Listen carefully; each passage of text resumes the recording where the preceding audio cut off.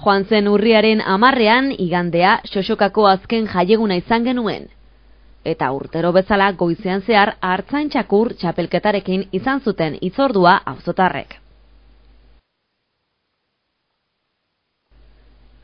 Jarduera goizeko 10etan hasi eta ordu batzuk mantendu zituen txakurrak lanpeturik. Gerturatu ziren guztiak bertatik bertara txakurren abilezia ikusteko aukera izan zuten.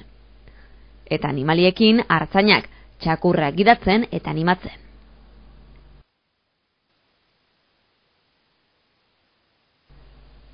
Froga desberdinak burutu behar izan zituzten eta guztietan euren trebetasuna erakutsi zuten.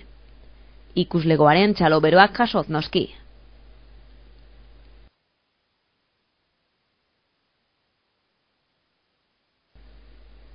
Aste guztian zehar eguraldiak lagundu batzuen ere igande horretan Xoxokan euriak bisita egin zuen. Hala ere festa etzen gelditu.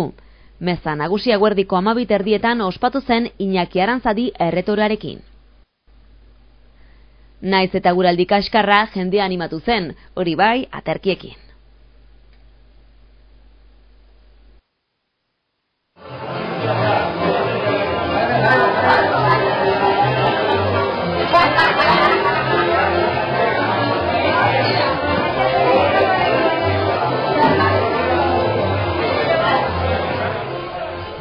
Arratsaldeari begira beste proposamena izan genuen, Xoxokako jaietako azkena alegia, eta jende gehiena biltzen duena, sagardo dastaketa entzuzen ere.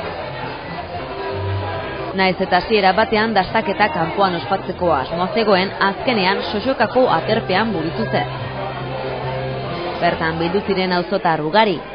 Sagardoari dagokionez urtero bezala etxonenen edariak egon ziren dastagai. Hala da, Oianumek, Zatien, Eula, Otsuanea eta Eluseta. Eta onera, eguraldi kaskarrarekin baina gironean, eman zioten bukaera Xoxokakoek jaiei, hurrengo urterarte.